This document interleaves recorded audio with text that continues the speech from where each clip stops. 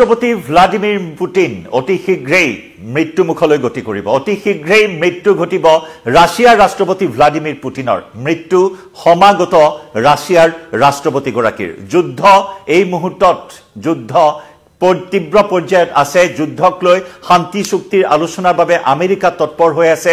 30 দিনীয়া শান্তি চুক্তিৰ প্ৰস্তাৱ, এই শান্তি চুক্তিৰ প্ৰস্তাৱক লৈ বিভিন্ন ধৰণৰ চৰ্চা, বিভিন্ন ধৰণৰ আলোচনা উভয় পক্ষৰ মাজত চলি আছে।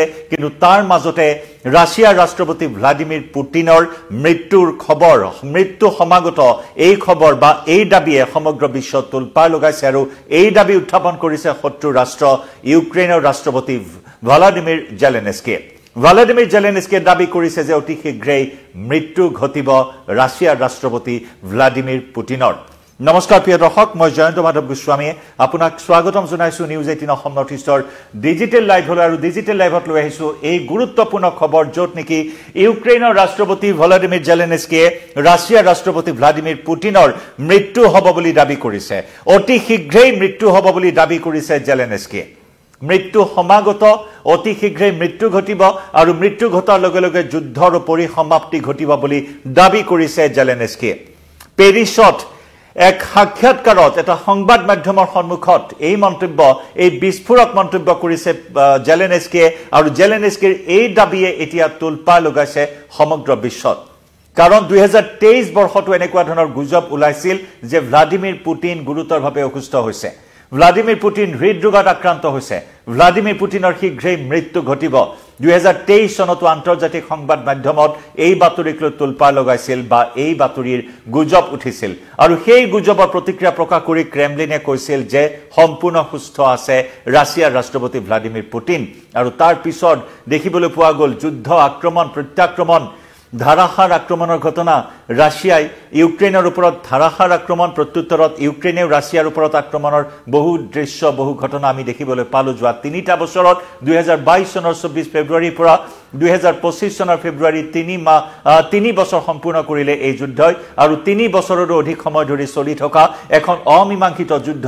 আৰু এই যুদ্ধখনৰ পৰিসমাপ্তিৰ বাবে আমেৰিকাৰ ৰাষ্ট্ৰপতি ভ্লাদিমিৰ পুটিনৰ শেহতীয়া যি উদ্যোগ, শেহতীয়া যি তৎপৰতা, 30 দিনৰ যুদ্ধবিৰতিৰ প্ৰস্তাৱ, আৰু সেই প্ৰস্তাৱক লৈ আলোচনা চলি আছে। ইউক্ৰেইনে বহু চৰ্ত দিছে বা ৰাছিয়াই বহুখিনি চৰ্ত দিছে।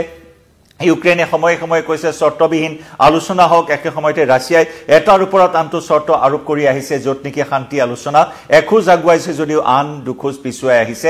এনেকুৱা ধৰণৰ এটা পৰ্যায়ত আছে। কিন্তু তেনে সময়তে জেলেনস্কিৰ এই দাবীয়ে যথেষ্ট তাৎপৰ্য বহন কৰিছে, এক বিস্ফোৰক দাবী। ফ্ৰান্সৰ ৰাষ্ট্ৰপতি ইমানুৱেল মেক্ৰক সাক্ষাৎ কৰিবলৈ গৈছিল জেলেনস্কি। আৰু সেই সাক্ষাৎ কালতে বা সেই সাক্ষাতৰ ভ্ৰমণৰ সময়ছোৱাত পেৰিছত সংবাদ মাধ্যমৰ সন্মুখত এটা সাক্ষাৎকাৰত এই বিস্ফোৰক দাবী উত্থাপন কৰিছে জেলেনস্কিয়ে যে অতি শীঘ্ৰেই মৃত্যু ঘটিব পুটিনৰ। পুটিন গুৰুতৰভাৱে অসুস্থ হৈ আছে। গোপন খবৰৰ পৰা সেই তথ্য হেনো তেওঁ লাভ কৰিছে।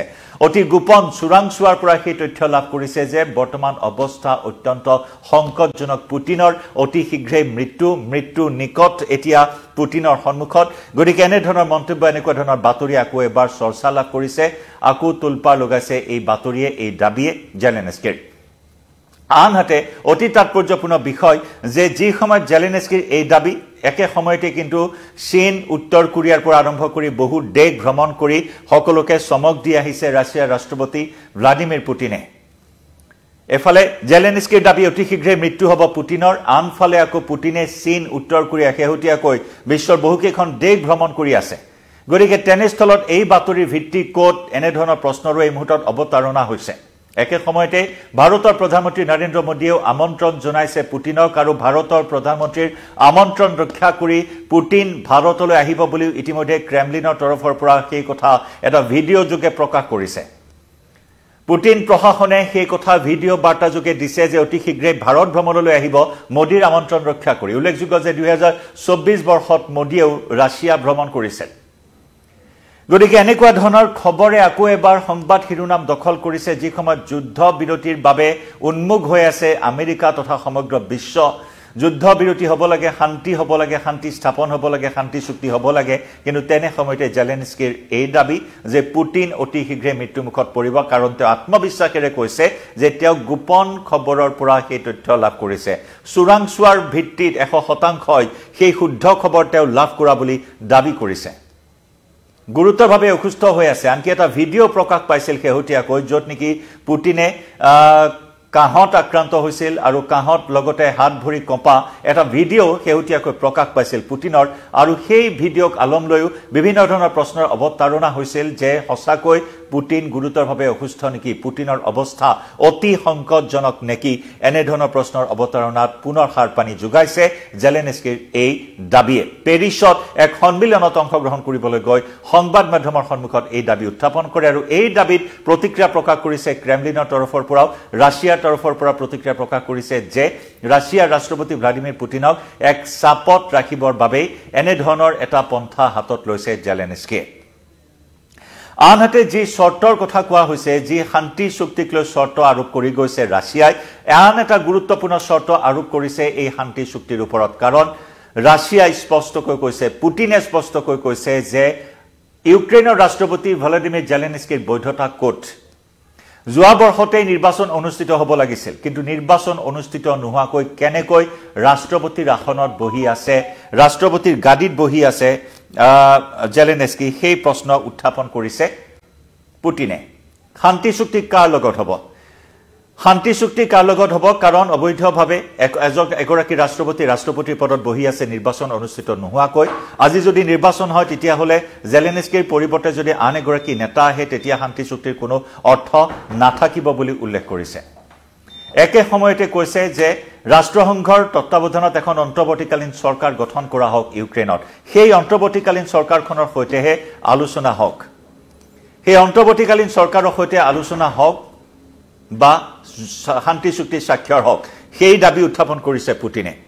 মুঠৰ ওপৰত জেলেনস্কিৰ বৈধতাক লৈ বাৰে বাৰে প্ৰশ্ন উত্থাপন কৰি এই শান্তি চুক্তিত আমেৰিকাই যি প্ৰস্তাৱ আনিছে শান্তি চুক্তি 30 দিনৰ, এই শান্তি চুক্তিত স্বাক্ষৰ কৰাৰ পৰা পুনৰ বিৰত থকাৰ সিদ্ধান্ত গ্ৰহণ কৰাত শান্তি আলোচনাই আকৌ এক প্ৰকাৰ বাধাগ্ৰস্ত হোৱাৰ ইংগিত দিয়া হৈছে। আকৌ এখোজ আগুৱাই পুনৰ দুখোজ তিনিখোজ পিছুৱাই আহিছে এই শান্তি চুক্তি পুটিনৰ এই কঠোৰ স্থিতিক কেন্দ্ৰ কৰি। পুনৰ জনাইছো, বৈধতাক লৈ প্ৰশ্ন উত্থাপন কৰা হৈছে। নিৰ্বাচন অনুষ্ঠিত নকৰাকৈ কেনেকৈ ৰাষ্ট্ৰপতিৰ শাসনভাৰ গ্ৰহণ কৰি আছে জেলেনস্কিয়ে? যোৱা বছৰে নিৰ্বাচন অনুষ্ঠিত হ'ব লাগিছিল, কিন্তু যুদ্ধৰ এনেকুৱা এটা পৰিস্থিতিত নিৰ্বাচন অনুষ্ঠিত নহ'ল ইউক্ৰেইনত, আৰু সেইবাবে ৰাষ্ট্ৰসংঘ, আমেৰিকা আৰু ইউৰোপীয় দেশসমূহৰ তত্ত্বাৱধানত এখন অন্তৰ্বৰ্তীকালীন চৰকাৰ গঠন কৰা হওক ইউক্ৰেইনত, আৰু সেই অন্তৰ্বৰ্তীকালীন চৰকাৰৰ সৈতেহে ৰাছিয়াই শান্তি চুক্তিত স্বাক্ষৰ কৰিব। ইয়াৰ পূৰ্বেও ৰাছিয়াই বহুখিনি চুক্তি আৰোপ কৰিছিল, সেই চুক্তি সন্দৰ্ভত আমেৰিকাৰ সৈতে আলোচনাত মিলিত হৈছিল।